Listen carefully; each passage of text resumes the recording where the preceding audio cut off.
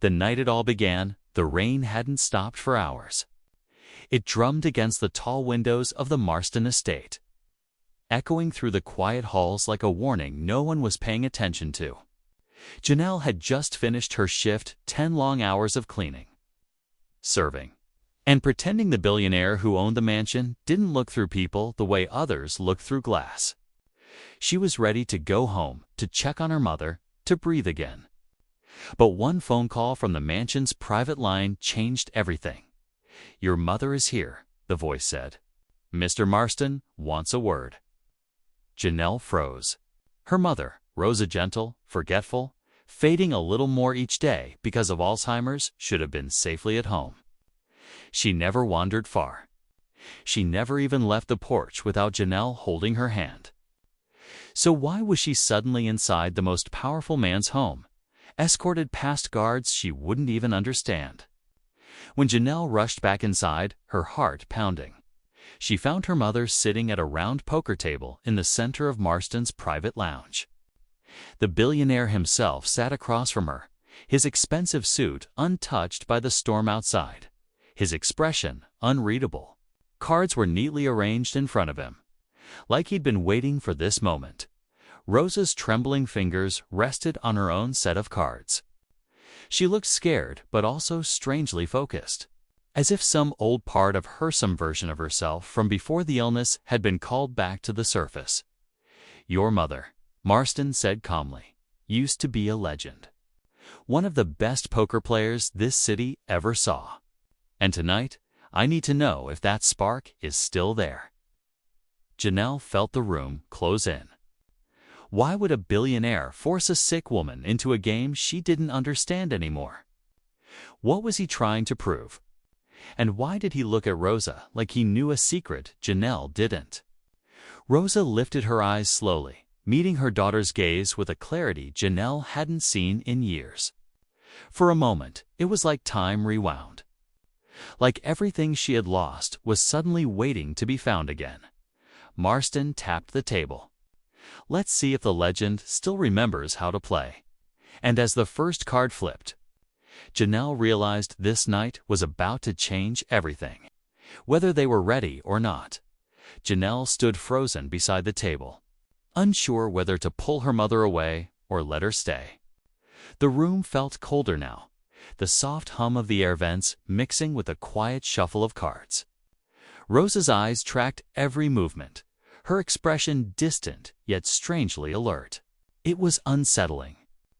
Moments ago, she could barely remember what day it was.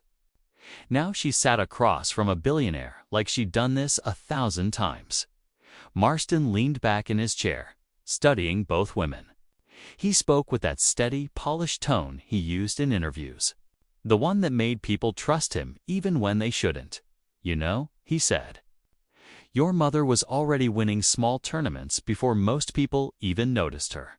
She had instincts no one could match." Janelle swallowed hard. She had heard whispers growing up, old stories about her mother's past.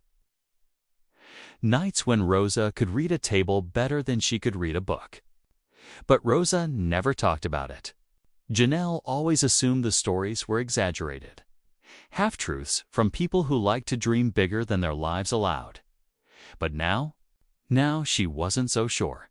"How did you even know about her?" Janelle asked quietly. Marston's eyes flickered with something sharp. "Let's just say I keep track of people with talent, even the ones the world forgets." The answer didn't sit right with her. Why would a man with everything care about a retired woman struggling with Alzheimer's? Why bring her here in the middle of a storm?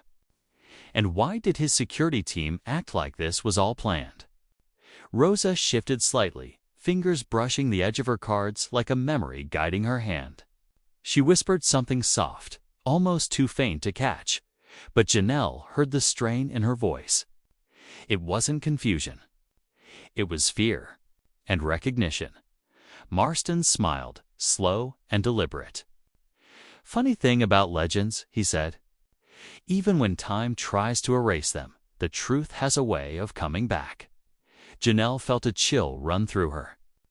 What truth was he talking about? What did her mother remember that she had never shared?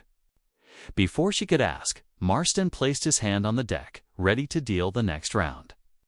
And Janelle sensed that whatever came next would uncover secrets she wasn't prepared to face. Marston dealt the next card with slow, practiced movements, as if every second he stretched out was meant to pull Janelle deeper into his game. She moved closer to her mother, gently touching her shoulder. Rosa didn't look up, but her breathing shifted, steadying in a way Janelle hadn't seen in a long time. It was like the room, the cards, the quiet tension had reached into her fading memories and found something still intact. Janelle tried to make sense of it all. Rosa hadn't played cards in years. Most days, she needed help remembering where she'd placed her shoes or whether she'd eaten breakfast. But now she sat with a stillness that felt strangely familiar, like the stories people whispered about her younger days. The days when she had been known for her sharp eyes, sharp mind, and a kind of intuition people couldn't explain. Why bring her here? Janelle asked again, this time more firmly. She's sick. This isn't something she can handle. Marston didn't blink. Sometimes the mind remembers what the rest of us forget. Your mother was more than a good player. She saw patterns others couldn't. She changed games. And he paused, almost as if choosing his next words with care. I believe she remembers something important. Something connected to a very old story. Janelle's stomach tightened. This wasn't about poker. It never had been. The way he watched Rosa focused, almost expectant, told her he wasn't testing her skills. He was searching for something. Rosa shifted again, her fingers tapping lightly on the table. She stared at the cards, but her expression wasn't one of confusion. It was concentration. Deep, quiet concentration. Then she murmured, "He's tricking you, Janelle. Same way he tried to trick me." The words hit Janelle like icy water. Marston didn't react, but a faint tension flashed across his jaw before disappearing just as quickly. "Your mother remembers more than you think," he said softly. "And tonight, we might finally hear the truth." Janelle felt the room closing in around her again. What truth? What connection did this billionaire have to her mother's forgotten past? And why did Rosa suddenly look like she wasn't the one who needed protection? Marston dealt another card, but this time the movement wasn't slow, was sharp, almost impatient. The edge of the card snapped softly against the table, and the sound echoed like a warning. Rosa didn't flinch. She lifted her gaze, and for a brief second, Janelle saw a spark, something fierce, something familiar flash in her mother's eyes. The storm outside grew louder, wind pushing against the windows as if trying to get inside. The lamps flickered, throwing long shadows across the table. Janelle felt her heartbeat matching the rhythm of the rain, each thump tightening the fear coiling in her chest. Marston leaned forward, his voice low. "Rosa, you remember the last time we sat at a table like this, don't you?" Janelle's breath caught. Last time? Rosa didn't answer immediately. She picked up her cards with steady hands, almost graceful. It was so unlike her recent self that Janelle could barely breathe. Her mother wasn't lost in confusion anymore. She was present, dangerously present. "You were younger," Rosa finally said, her voice thin but certain. "And you weren't a billionaire yet. But you were already greedy." Marston's smile tightened. Greedy or ambitious? Depends who you ask. Janelle stared between them, realizing this wasn't a random moment. This was history resurfacing, messy, unfinished history that her mother had buried long before the illness took hold. Rosa placed one of her cards on the table. Her hand didn't shake. "You took something from me," she said softly. "Something I never got back." Janelle felt her throat close. "What did he take?" she whispered, but Rosa didn't look at her. Marston exhaled slowly, almost amused. "Your mother was brilliant. People talked about her everywhere. but genius. It attracts attention and competition. His gaze sharpened. Tonight, I want the truth. The truth you've avoided for years. The last card in his hand hovered over the table. For a moment, everything stopped: train, breath, even time itself. Rosa's voice dropped to a trembling whisper. If you turn that card over, everything you've built will be exposed. Marston's fingers tightened on the card. Janelle felt the world tilt, and then he flipped it. Not the card, but everything they thought they knew. The card Marston turned over wasn't the one anyone expected. It wasn't part of the deck at all. It was an old photograph, faded at the edges, creased down the middle, like it had been kept hidden for years. He slid it across the table toward Rosa, the image catching the light just enough for Janelle to see the outline of three people sitting at a poker table decades earlier. One of them was Rosa, much younger, sharper, confident. The second was Marston, barely in his 20s. And the third was a man Janelle had never seen before. Rosa's face went pale, her hand hovering above the picture like it might burn her. "You remember him?" Marston said quietly. "I know you do." Janelle leaned in, heart thudding. "Mom, who is that?" Rosa didn't answer. She couldn't. Her lips trembled as if the words were trapped somewhere deep inside her mind, blocked by years of silence and illness. But the fear in her eyes wasn't confusion, it was recognition. Painful, heavy recognition. Marston tapped the photo. He was the real legend. The one everyone whispered about. The one you played with the night everything fell apart. The storm roared, rattling the windows as if trying to break the tension inside. Rosa shut her eyes, breathing unevenly. "He disappeared," she whispered. "I told everyone I didn't know where he went. But I did. And I shouldn't have." Janelle felt her stomach twist. "Mom, what do you mean? What happened to him?" Before Rosa could speak, Marston cut in. "Your mother wasn't the only one who lost something that night. I did too. And I've been waiting a very long time to hear her tell the truth." He reached into his jacket and pulled out a small silver-keeled, scratched, and unmistakably important. When he placed it on the table, Rosa gasped. Janelle stared at the key. The photo, the cards, pieces of a story she never knew existed, suddenly crashing together. "Mr. Marston," she said, her voice barely steady, "what does that key open?" He didn't answer. Instead, he looked at Rosa with a sharp, expectant gaze, as if the next words out of her mouth would determine everything: his past, her secrets, and whatever danger was waiting for them now.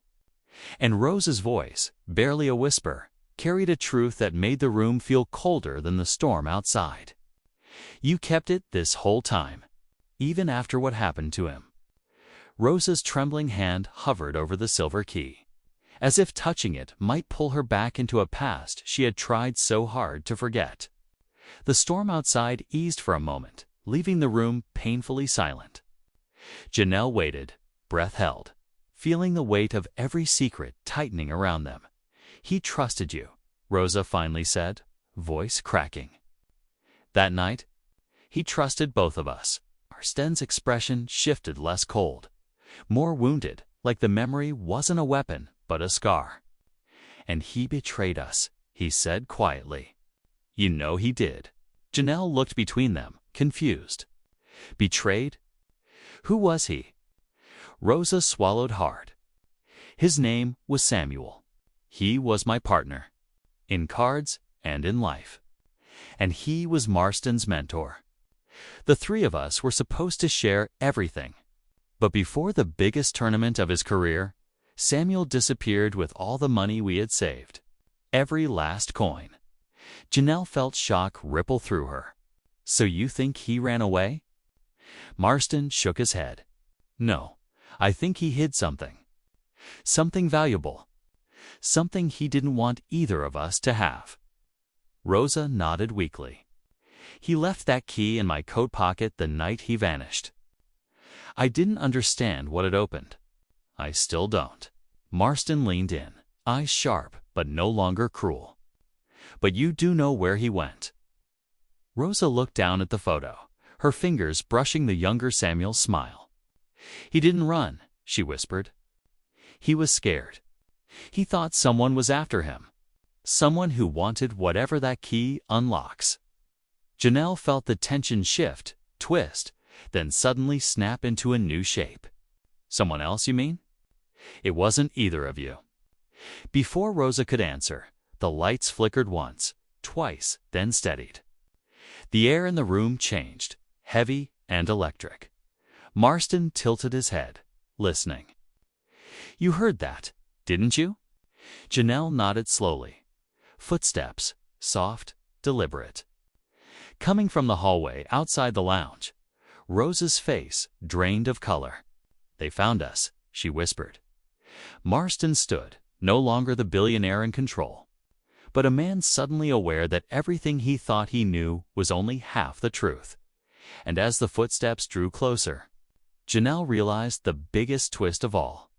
Samuel hadn't been running from them. He'd been trying to protect them, and whatever he'd hidden, someone else wanted it badly enough to finish what he started. The footsteps stopped right outside the lounge, and for a moment, none of them moved. Janelle felt her heart pounding against her ribs, her hand instinctively reaching for her mother. But when the door finally opened, it wasn't a stranger who stepped inside. It was a man odor, tired, his clothes soaked from the storm. His eyes scanned the room, landing last on Rosa. Janelle didn't know him. Rosa did. Samuel, she whispered. The man's face softened. I'm sorry, he said, voice low and full of years of regret. I never meant to disappear like that. I tried to warn you both, but things went wrong fast. Marston stepped forward, stunned. You were alive this whole time, and you never contacted us? Samuel shook his head. Someone was following me back then. Someone dangerous. I didn't steal the money. I hid the documents so neither of you would get dragged into it. The key opens a box at the old downtown bank. Inside is proof of everything. The truth about that group, the deals they were forcing us into, the reason I had to disappear. Janelle felt the tension slowly drain as the pieces finally fit together. The mystery, the poker night, the fear, all came back to Samuel, trying to keep them safe, not betray them. Rosa stepped closer, her illness momentarily forgotten. All these years, she said softly. You should have trusted us. I know, Samuel replied. And I'm here now to fix it.